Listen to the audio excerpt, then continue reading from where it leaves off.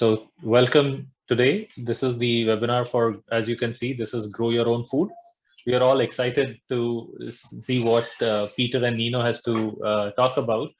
And from my preliminary discussion with them, I'm really impressed with the amount of knowledge and amount of experience that they have. Because having being from the city, I was really um, oblivious to all these things that they have to offer us. So let me tell you who Peter is, and I'm sure some of you know already, but let me share it for everyone's clarity.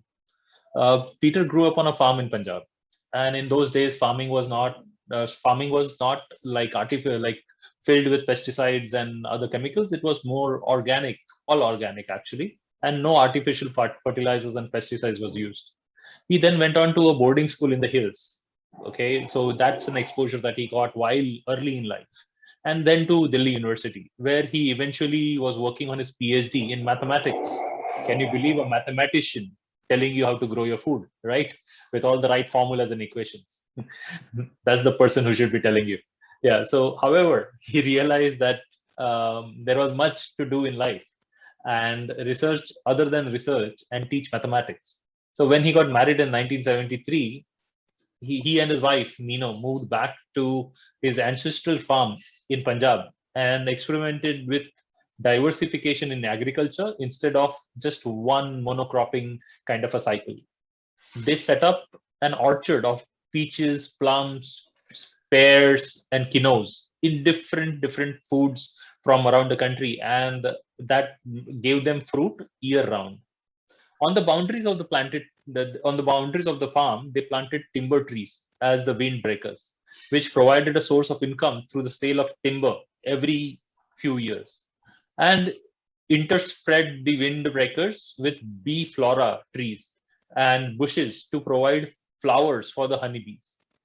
Now, that's not something that you and I think about every day, or not everybody thinks to achieve a holistic cycle or holistic growth. They set up a beekeeping with apis bees on the farm. They in I mean, they intercropped, I think, I intercropped the empty spaces with orchard and seed crops like clover, pulses, oil seeds, mustard, sunflower, etc., for national seed corporations. This provided a source of nectar for the bees, and they extracted single source honey from multiple flowers. Now, this continued experimenting with both units. So the story as such goes between developing and making more efficient aquaponics and permaculture systems of growing food.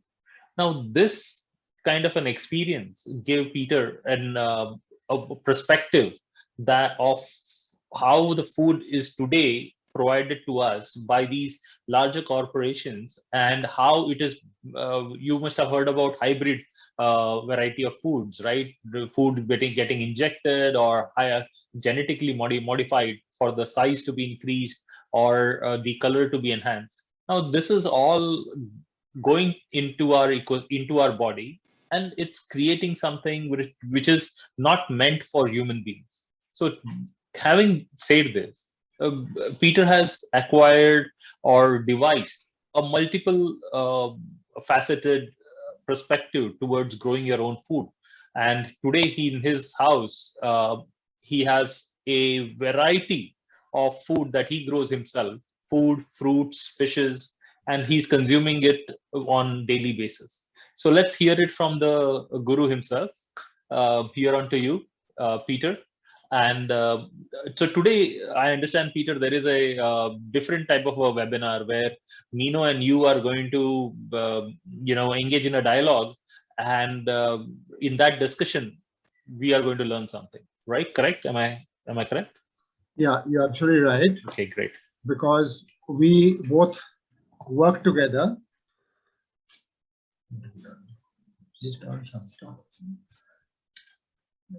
Because we both work together, husband and wife working together creates a lot of problems also.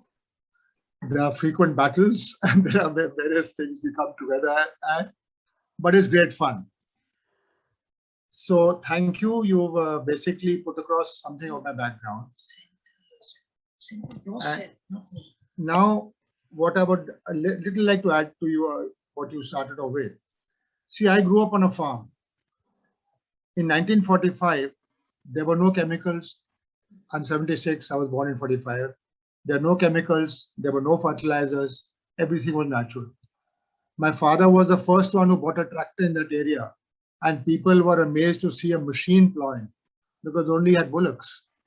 There were no tube wells. There were only wells, and there were Persian wheels from where the water came out. So in a sense, everything was organic. We grew up eating that. There was no this intensified agriculture. There were clear skies, there was clear water, and it was a natural way of living. Then from then, of course, as you've already said, I went to school, went to college, did mathematics, and then when we got married, we decided to go back. But why do you need to grow your own food? And why did you decide to go back to your farm? So you see why I decided to go back to my farm, that I was in St. Stephen's College in Delhi, where from there everyone either goes into the IS or into corporates. And I was doing mathematics, I was doing research, wanted to teach pure mathematics. Then ultimately one thought, we need to give back to where we've come from. We need to go back to the villages, and if we are educated, we are privileged. We can carry on living a privileged lifestyle, or we can go back and do something in the villages. So we both went back, much against our fathers, and there was major chaos in the family. My father was said, what is the point of educating you? Might as well have stayed here. Her father who married her to a mathematician. There was absolute havoc in the family. Anyway, we went back. Now, when we went back, that is the time industrialized farming started. We went to Agriculture University in Ludhiana. As you said, we started beekeeping. We were the pioneers to start that. And the University of Ludhiana gave us a package of practices. Now, in hindsight, and we followed that, we didn't know any better, right? This was a new agriculture. It was machinery. It was the new plants. It was new techniques. So we did that. But again, as you've already said, we had biodiverse farms. We had orchards, various things. You've already said that. Now, in hindsight, when I look back at the package of practices, I am horrified because every week there was a spray of a pesticide, and those pesticides have been proven to be cancer causing. There were seed treatments, there were other treatments, and that is what we were growing. So, and that is what we eat. So welcome to industrialized agriculture. Industrialized agriculture, all the chemicals and the poisons are first fed into the soil, and they are fed into the plants. Weedicides are used in the soil. Roundup, a weedicide used, which is now was initially Monsanto, bought up by Bayer, caused lymphoma. Roundup contains Agent Orange, which was used by the Americans in Vietnam to spray on the forest and kill the vegetation so that the soldiers could go in. Later on, about 90% of the soldiers, after they got back to America, those who didn't die in battle, they got cancers. And yet, so a gardener in the US got lymphoma. The doctor said, you're a gardener, how did you get it? Then they traced it to Roundup. And he said, I'm going to court. They said, you only have 2 months to live. He went to court and he won a multi-million lawsuit. But that company still says Roundup does not cause cancer. So you have industrialized agriculture feeding these poisons. All the food that we eat is from there. And the pharma companies are waiting with open arms because they know that you're going to fall sick by these pesticides, they know what illnesses are being caused by what, and they are there to rake in all the money. So all this sickness has been intentionally created. And who gains by it? The farmer. Only the pharma companies. Then you have processed food companies processing food, selling food in the market with all sorts of additives, again causing cancers. So there's a cancer train that goes from Punjab to Bikaner. And then groundwater gets severely depleted because you're growing so much water-intensive crops. You're using the water from underground water and it's going. Climate change is happening. Forests are being cut down to grow soil, grow crops, and we are ruining our climate and our everything around us. Now look at the meat industry. Chicken is fed antibiotics, growth hormones, steroids to make it grow faster, and that's in that meat we eat. Cows are pumped with oxytocin, antibiotics and hormones, and meat residues in their feed so that they give more milk. And that's the milk you drink. Pigs are given all the above to make them grow faster. Fish that is farmed is fed antibiotics, steroids, and hormones to make them grow fast. So eating meat is a poison. The seas, the fish that are taken out from the seas are full of there's polluted waste going into the sea. There is all along the coast and the rivers, all the factories, all the cities throwing their waste into the rivers and the seas. The fish are polluted. They have high mercury content and toxic elements. So, what did you do? The answer is grow your own food. In your home, for your family, live an organic, healthy lifestyle, and be free of these poisons that are being fed to us. Besides this, the transportation of food over long distances also adds to the poisons in the food, because that food to travel long distances again treated by chemicals to make it look fresh. So what you're getting on a shelf of a supermarket is all full of poisons. So everything that you think is natural is actually poison. Now this is borne out by what happened in our own family. When we moved to Delhi for the children's education, my father started having all sorts of processed foods. He developed bladder cancer. See, because the yellow color in foods is cancerous, and it has been proven to be so. My wife got leukemia because the benzene in the air that is from automobile waste creates leukemia. So she went through a whole 10 years worth of treatment. We were advised to go to an Ayurvedic doctor by AIMS doctors. They said, he's treated leukemia. So we went to him. His medicine was okay. It didn't really have much effect. Eventually, she had to go through chemo and a transplant and all that. But the one thing he said to me, he says, eat sattvic. I said, what is sattvic? He says, sattvic is food freshly prepared, cooked with all the herbs and spices and eaten then. You see, and that is what we used to do before. There were no refrigerators.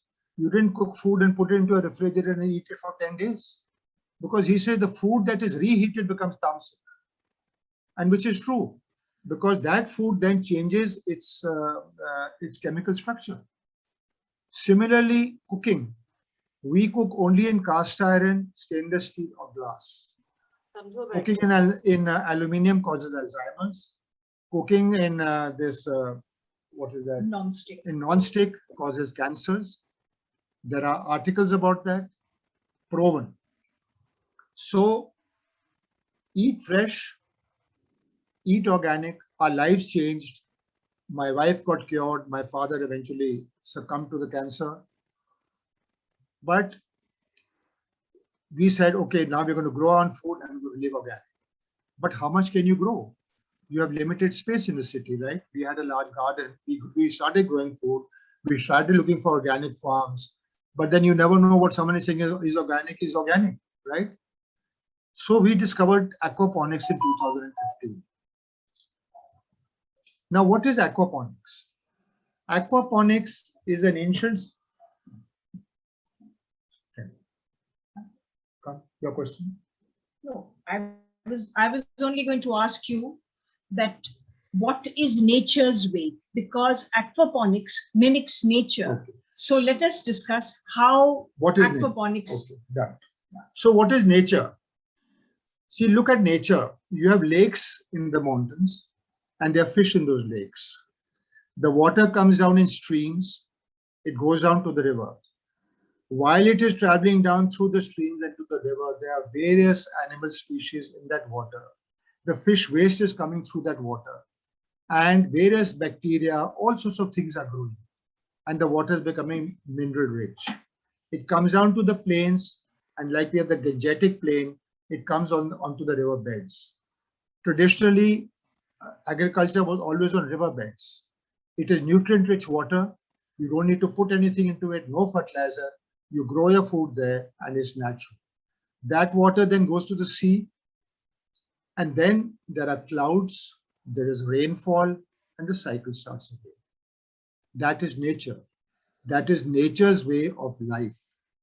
And unless we adopt that, we are going to lose our planet, our climate, and the future of our children and this earth. Aquaponics. But you must explain to us what is aquaponics and how it works. And how did you discover it? So aquaponics I discovered because I was trying to grow more and more food. You can't do it in a limited space. Someone introduced me to it. Now aquaponics mimics nature. It mimics the cycle I was telling you about. See, what it does is you put fish into a pond or into a tank. You can have it in your home, in your garden, on a terrace, a rooftop, or farm, depending on the kind of space you have. You can grow 1,000 kilos of, in 1,000 liters of water, you can grow 20 kilos of fish. So a fish tank of 3,000 liters can grow 60 kilos of fish a year. So you put fish into the tank and you feed your fish. Now the fish waste, the water from the tank, the fish waste is cycled to a filtration system where bacteria is growing, natural bacteria, no other bacteria. Bacteria grows and the fish waste, which is mainly ammonia, is broken up into nitrates and nitrites. That is then pumped up with a pump to plants that are grown without soil. They are grown in pipes, they're grown in vertical pipes, in pots, and the plants, the nutrition, the plants' roots take the nutrition of the water, they clean the water, and the water goes back to the fish.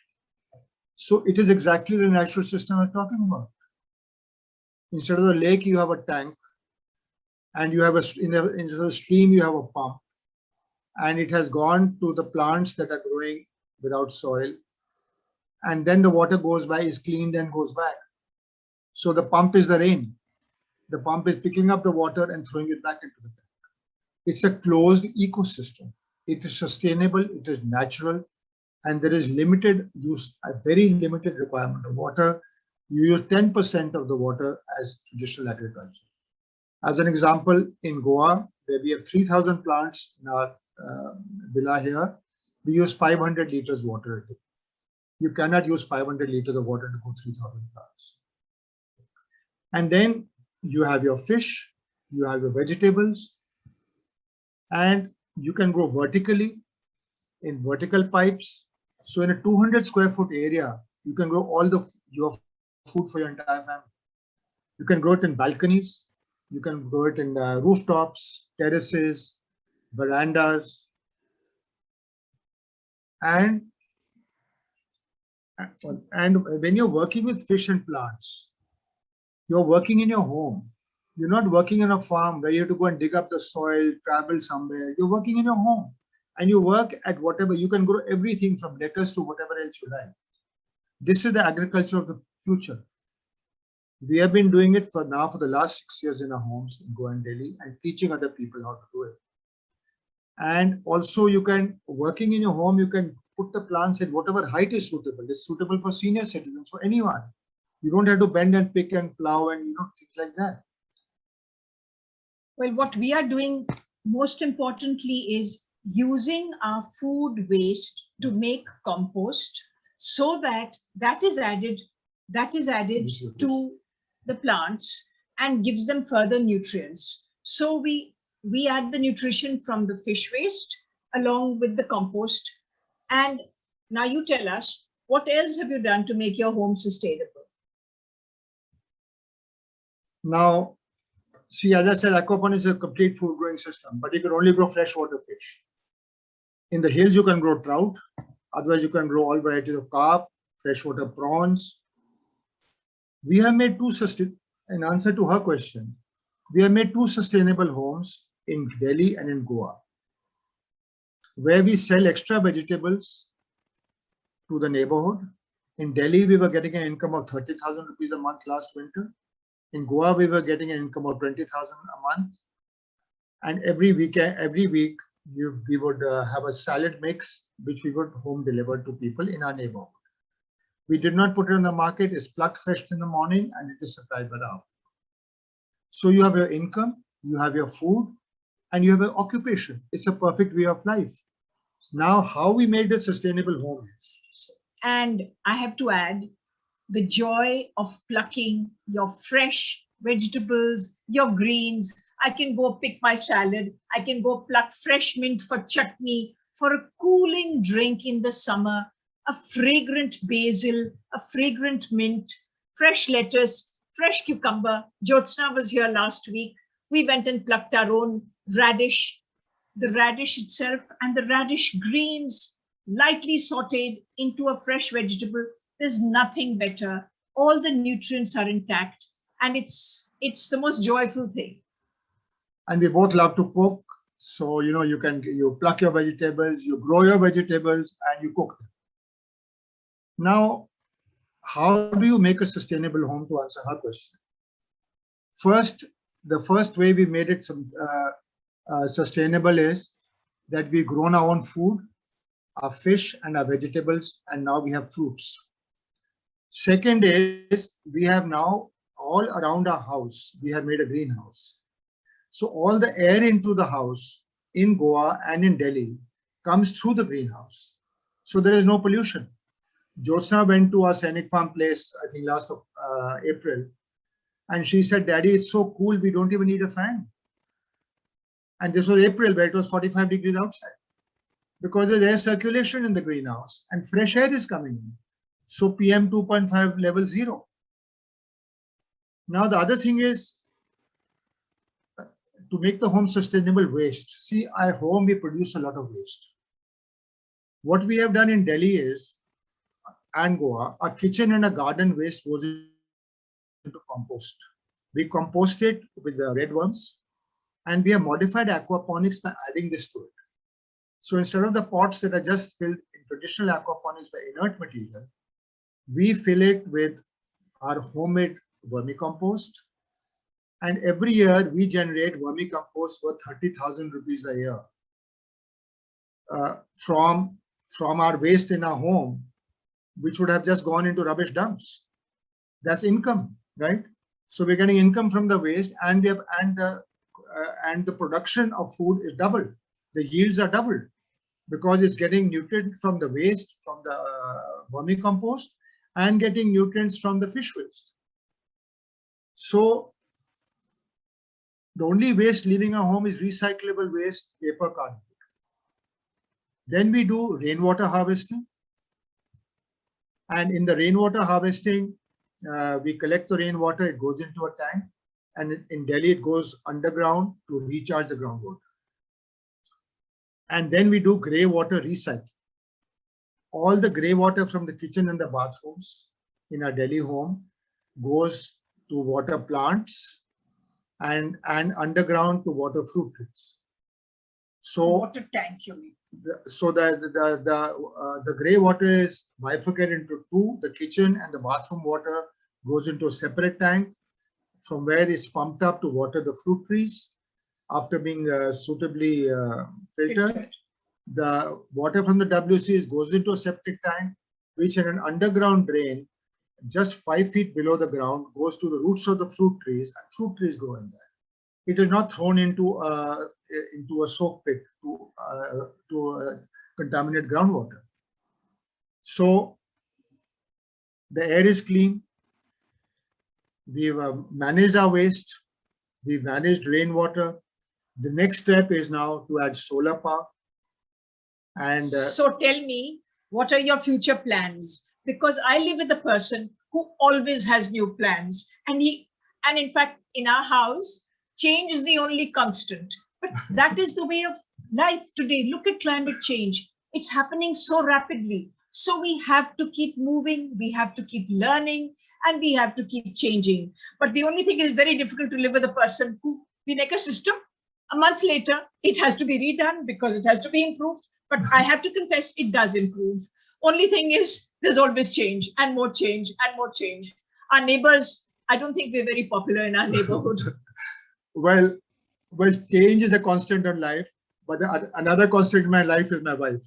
So Well, that is not going to change. well, I love growing plants. I love growing vegetables. So there's nothing better, and you can't do without it. So my future, no, absolutely not. We are a team. She does the vegetables, I do the rest. And it's great working together, you know. I mean, there's an occasional fight, but that's a part of life. So now the next step, what we're planning in the future is to make our homes completely off-grid. We are setting up, see, we are already generating our food, generating our income, managing our waste. We are now going to plan to put in solar power and modify all three: solar, wind, and water. See, we got running water in the aquaponics all the time. So we'll use that running water and its kinetic energy drop in various places to generate a little bit of electricity at every point. We'll use solar, and in addition, we use wind. So we'll have a hybrid system so that we get all the energy. Regarding water, we are doing rainwater harvesting, but the next step is to go for atmospheric water generation. This is a new technology where from the air you can extract your water. There are companies in India doing it. There's Waterways India. For 5 lakhs, they give you a unit that generates 1,000 liters of water a day. It's a one-time 5 lakh investment. After that, you got 1,000 liters of water a day for life, and crystal clear, pure water from the air. And there are companies. MIT had a competition on this.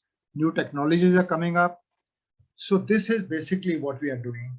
And the future is, this is the future. It is the future of the cities. If we want to change climate, stop climate change, if we want to bring up healthy children and a healthy environment, this is what a city has to be. It has to be green. It has to be covered. We have, in Delhi, we have 10,000 plants of fruits and vegetables. In Goa, we have now, this year, by we finish all this, we'll have 5,000. That's a 800 meter plot. This is a 180 meter plot. You can do it in a balcony. We've got small models, which are just on the side. I've shown Chirag the other day. It's an aquarium model, which is 2 feet by 6 feet by 6 feet high. And it gives you 250 plants. So you can just set it up anywhere in your house. You can grow your own salads, your greens. But the most important thing is that you have to have a passion for wanting to live healthy, to grow your own food, and to enjoy the joy it gives you. But there is no question. We have to grow our own food to survive. See, and today the only wealth is good health. So let's work towards it. So our message to everyone is adopt these methods of sustainable living, use aquaponics and permaculture, and manage alternate power sources, live sustainably, cut out the carbon footprint, and be happy and save this planet for our children. There's a question. Could you explain how the compost you make goes to the plants growing in water? Okay, the answer, a question is how the compost we make goes into plants growing in water. You see, in aquaponics, the plants are in pots, in small pots. There are pots of different sizes depending on the kind of plant you have. Aquaponics has different systems. It has vertical aeroponic towers. It has horizontal pipes. It has what are called media beds in gravel. And in the gravel, you have the pots plugged in or directly into the gravel. Or it has what are called Dutch buckets, which are larger system, which is what we've got fruit trees, where there are large drums or large containers in which the plants are put in. Now, in that, the advantage is if you don't want to take that water back to and you just do drip irrigation with aquaponic water, you can add other nutrients to it. Because see, when the water is going back to the fish, you can't add anything else. I mean, like if your tomatoes want extra potassium and you add extra potassium, that the same water is circulating. It's going to build up. And if extra potassium builds up in the water, your fish are going to die. So if your fish are alive and they're healthy, then what you're eating is alive and you're going to be healthy, right? So in a sense, you have to keep your system natural as possible. So what we do is we make this vermicompost and then we take a pot, and so say like we have a pot like that, which has got holes at the bottom. We fill it with gravel, and then we fill the pot with 2/3 vermicompost and 1/3 coco peat. So, and then this pot is plugged into the aquaponics, and the plant is sown in this. So now what happens is the roots go out, they go into the aquaponic water, which is coming from the fish tank. They take the nutrition from there. The feeder roots are on top. They are taking the nutrition from the vermicompost. So the plant is getting a double nutrition. Traditionally, aquaponics, this pot is just filled with inert material, perlite or something, and they put the plant in there. So the plant is only getting the nutrition from below, from the fish water. Here we are getting nutrient from here. And then we can add extra nutrients. We can add things like eggshells, we can add banana peels, we can add other things, whatever is in the house. So with the result that we don't need to buy anything. See, we don't buy anything. So this is what we're also trying to make sustainable farms. Don't buy anything. Use seeds that are we use open pollinated, non-GMO seeds. Don't use GMO seeds, don't use hybrid seeds. Generate your own seed, generate your own waste, generate your own food. And we even make our own fish feed. Because you see, we don't know what the fish feed contains. So earlier we used pelleted fish feed. Now we use oilseed cake and wheat bran, and we make that into dough and bake that, and then that is crumbled and fed to the fish. So we know what the fish are being fed. Because so otherwise, it doesn't get purer. Yeah, because otherwise you get pelleted feed, and then in that they'll be putting all sorts of growth hormones and things like that. Whereas what you do is, that's why you see, if you have a farm, you grow oil seeds. You grow oil seeds. From the oil seed, you extract organic oil, and then the oil cake you use to feed your fish. And the oil cake also is an extra nutrient for the plants because it is very high in nitrogen. So extra oil cake. So whatever oil seeds you grow, you get the oil extracted, that kachi ghani, that, the old method of extraction. And you get organic oil. And the oil cake you use for your plants. Now we are using that oil cake even for the plants. So in the pot, we make a mix of oil cake with bananas and other things, and we put it in there. Well, I would like to clarify. Someone's asked this question about hydroponics. The difference between hydroponics and aquaponics is that hydroponics uses the same chemicals used for industrialized agriculture in a liquid form. So there's no difference. But in aquaponics, as we've told you, it's the fish waste, it's the vermicompost. No, there's another disadvantage of hydroponics. See, what they do is you take water and you fill it with all these chemicals, urea, potash, and everything, which are the same chemicals that go into industrial agriculture. Then you pump it to the plants.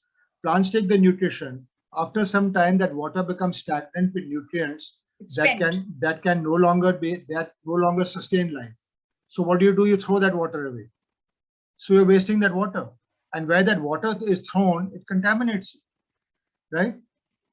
So yes, the question is, we conduct workshops. We have online 2-week training courses. And now in Delhi and in Goa, we'll be having weekend workshops so that people can actually go and see. But we have online on Zoom for 2 weeks courses we have on from 7 to 7:40 every evening. Week 1 is aquaponics, the theory, the science, the techniques, and the systems.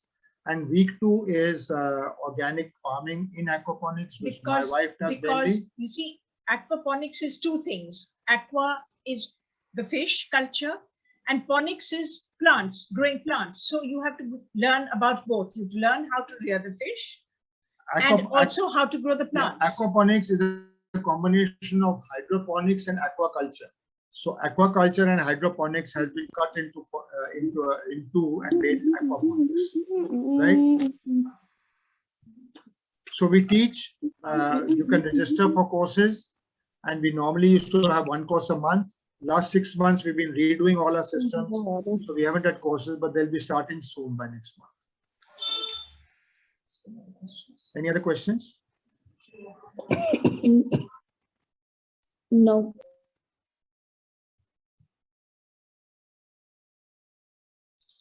So, Peter, thank you so much for the wonderful insight. I have a question. I mean, there are some questions coming offline as well. So let me put one question forward at a time. So the question that comes along is, how much does this, if somebody has to start this initiative at home, how much, how difficult is it, and how much does it cost? See, the simplest unit, which is that aquarium unit, costs about 30,000, right? And what we advise everyone, all who've done a course and also want to do it commercially, we said don't jump into it, because you have to learn a lot of techniques and technology. See, there are water flows. There are how much water has to flow. You know, for example, a tank has to be emptied out twice an hour. Then what is the speed of water? What are the systems there? See, aquaponics is physics, chemistry, biochemistry, architecture, design. I mean, and it is actually STEM education for children. My wife went to New York, and there on the top of the schools, there's an NGO that has aquaponic units set up. Yeah, there's New York Sunworks. They conduct aquaponics as a teaching aid for school children. So on the rooftops of schools, they've set up aquaponic units, and it's brilliant because the children have a study table and they have their own projects. So they're doing practical learning. So you see, the costing depends now. So that small unit, which is an aquarium unit, will cost you about 30,000. It has 250 plants, and it can be a 4-foot aquarium. It can't generate much fish for feeding. For food. There'll be only small. What we use the aquariums are for growing out the fingerlings. You see, when you buy fingerlings, they're very small. They're 1 inch. If you throw them into a big tank, you don't know what's happening to them. In an aquarium, you can see them, and if there's any disease, anything happening, you can take that one out and treat it. Or the treatment. Or you can see them growing. You can see them growing. You can see how much feed they're taking, what they require, and then when they grow to a particular size, then you move them to a larger tank. So our aquariums are used primarily to grow out of fingerlings. But otherwise, if you can only have space for an aquarium, well, see, in a balcony, you can set up a 500-liter tank roughly. On a rooftop, you can set up 1,000, 2,000, 3,000-liter tank. Now, so the costing basically depends. See, we are not giving any ready-made model. We are saying you work out your budget, you work out what you want to do. We will give you a design and buy local and set it up locally. Give employment to the local people. We'll give you the design. We'll tell you what's required, right? And then for each system, it will be different. You see, on a balcony, you have to see the sun is coming from here. Here I can put towers. Here I can put pipes. Here I can put plants. Excellent. But Excellent. See, you must consider, on a small unit, you cannot look at it as giving you a return, because the joy of growing your own food. Well, what is 20, 30,000? But you're growing your own greens, your own food. So it's not tangible, but it is the importance of growing your own food, and that is the most important thing.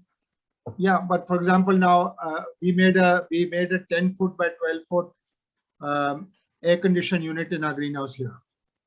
Okay. The cost of that in the greenhouse with one air conditioner, I think was maybe 50, 60,000. I don't know.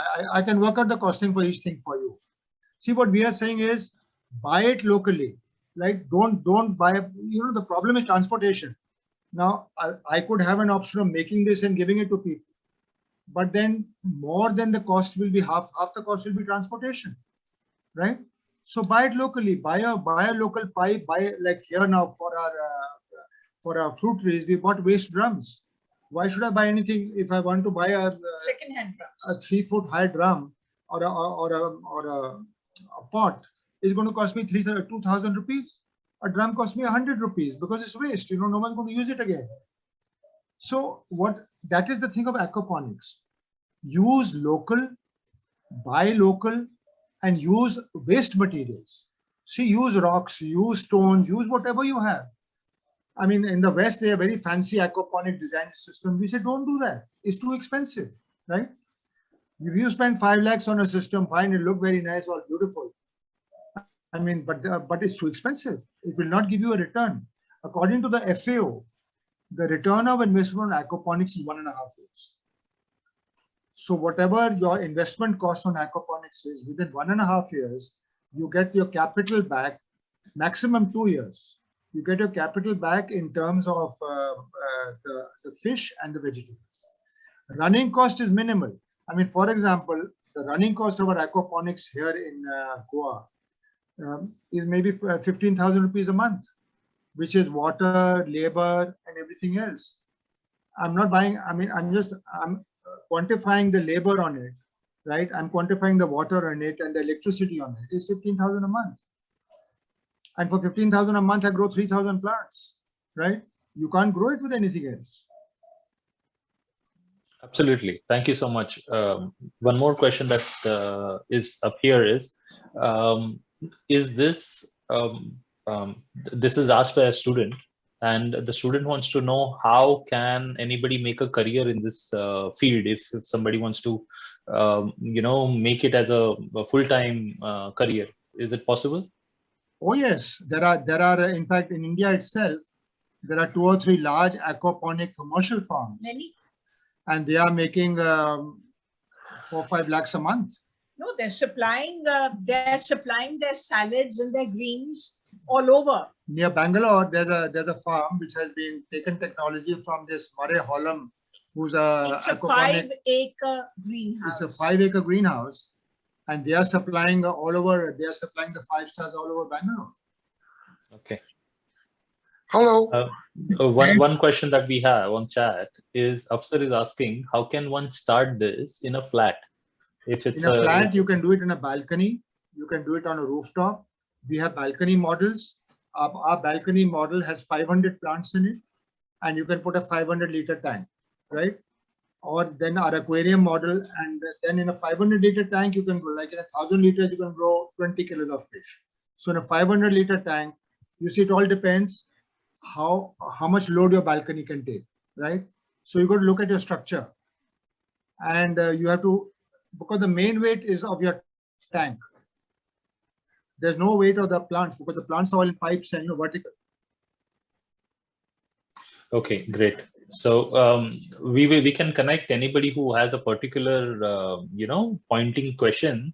We can of course connect you with that person after the webinar, and you can take one-to-one consulting, right? Sure, Peter, I sure. understand you do consult on this as well. Sure. Ji. So wants to ask something. Ji. I have a question, Peter. Yeah. Thinking into the future, do you think aquaponics would be a sustainable project for our space stations? Absolutely. In fact, NASA has just, I was just reading, because I read a lot about this, all the latest research and the papers.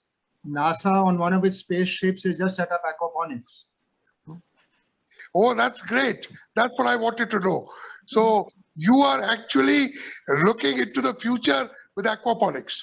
Thank you. Absolutely. We are looking into aquaponics, and I'm now, my next step after doing rainwater harvesting and atmospheric water generation is to use robotics. Oh, very good. Very Is good. to develop small robotic systems to run it automatically. Oh, very good. Very So good. you can have I have background of maths and computers. So Yeah. you can use Arduino. You know, Arduino are those small little chipsets. Yeah. So you can set up an Arduino chipset at each point and let it handle it, because the tap has to be turned on and off. It will automatically do it, right?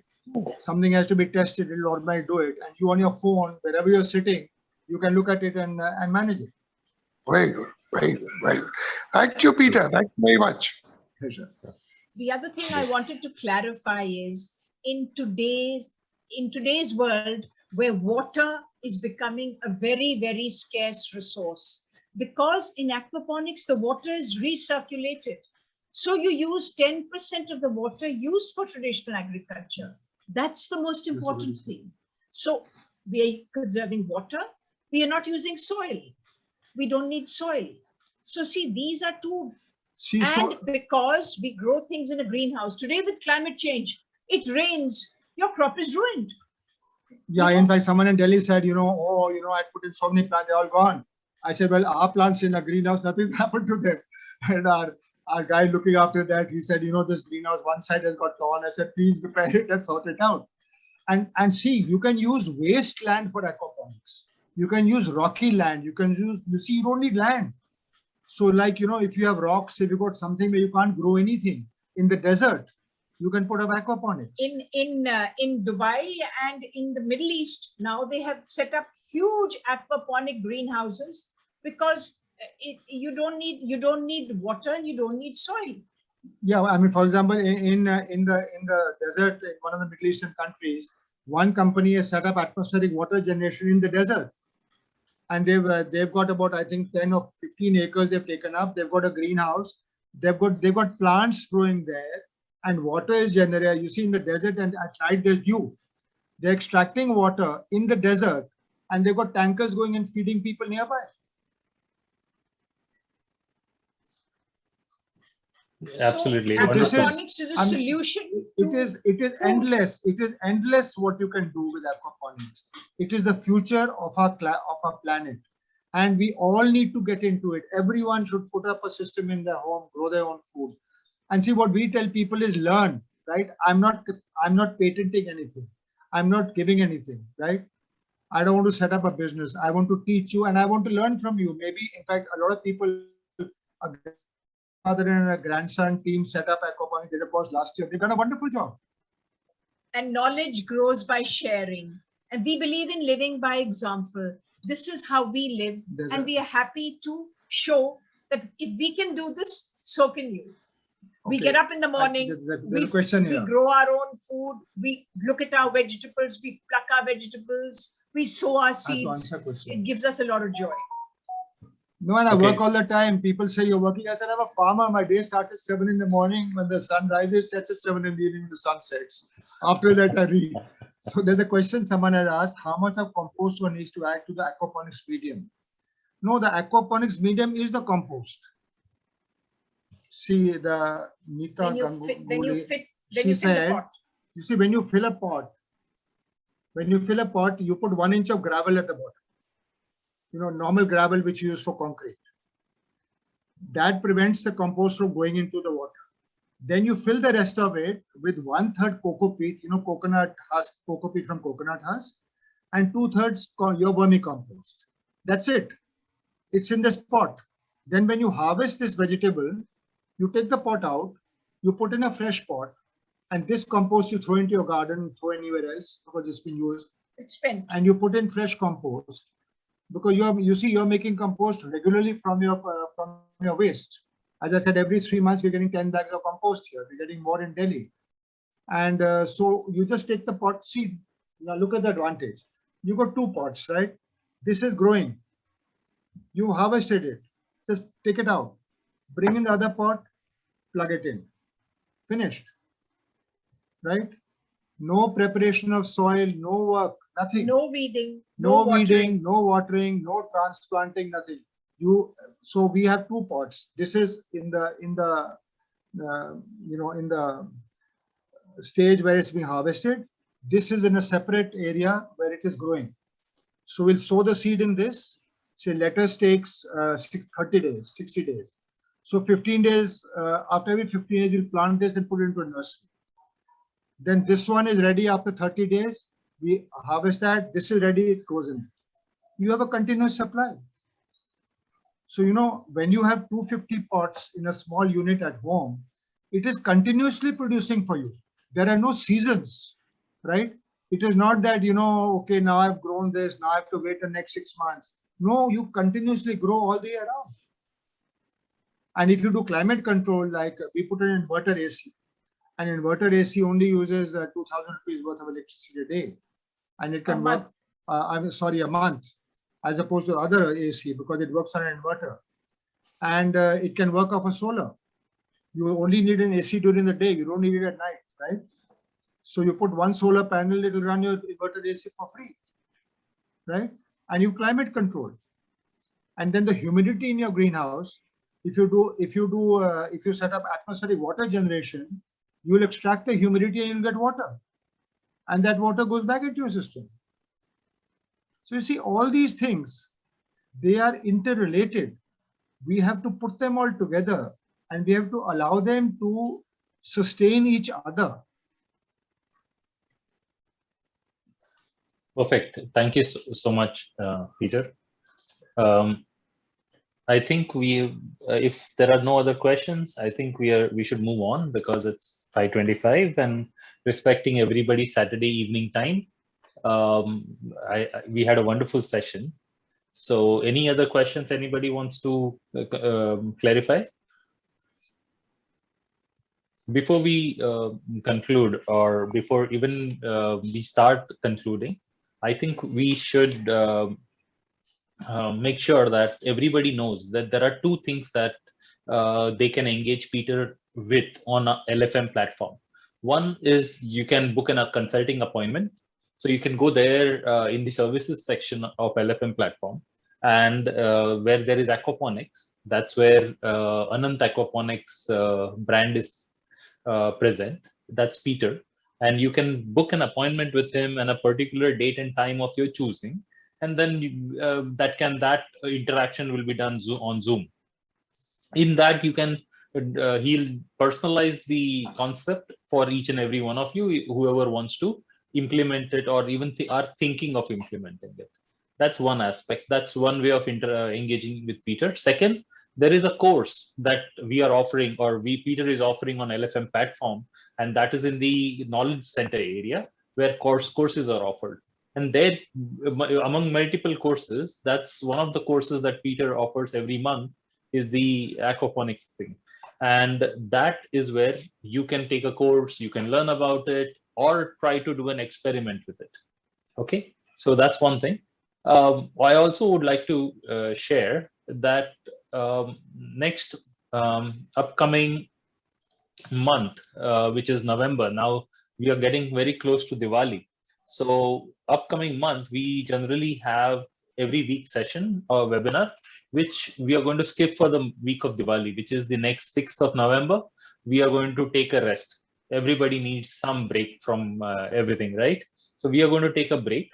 And then on the 13th of November, we are going to have our lovely friend Neeta Ganguly tell us about how our waste can be converted into compost and how it's our responsibility. So we take knowledge from aquaponics on growing things, and once we then we go to Neeta to how to dispose it, right? So we are going to take the whole circle round. And Neeta is present here today, so I welcome Neeta, and she's asked wonderful questions. I can't wait for her session on the 13th. So I'm going to post a link in the chat where everybody can go register for our event, and I think it's going to be one of a kind, because not every day we find somebody who can tell us on how to manage our waste or how to make something good out of it. All right. So register for that event, and 13th of November would be a wonderful evening as well, just like today. So Peter, if you have anything to say to the audience, we'd be happy. And thank you so much for taking time out, Nino and Peter, both of you. I know you have a busy day because I have seen pictures of your home, and there are 5,000 plants, I think, in there. And if it was me, I would be working 24/7 just taking care of it. But I don't know how you manage your time on reading and researching on it, and managing at the plants and fruit plants and fishes at the same time. So thank you so much for today evening. Thank you. I think you people are doing an amazing job, and what Josna and all of you are putting together on this platform is absolutely fantastic. And anyway, we can right. help, because our idea is to spread this knowledge as much as possible. And we will also be setting up our website. Of course, a lot of material will be on your website, but as a blog and all, it can be linked up to your website, because by the end of next month, after I've finished all my systems, then I'll give you the details of all that, and we are with you whenever you want. We're very happy to be on the LFM website. Thank you. And thank you so much. You're all doing a tremendous job. Yes, thank you so much for kind words. But this we need more people like you. So you said the magical word in our team, which is Jyotsna. So Jyotsna's magic is this is all her magic. And thank you so much for today's talk. Thank you. Right? Yes, Thank you. thank you so much. Yeah, bye.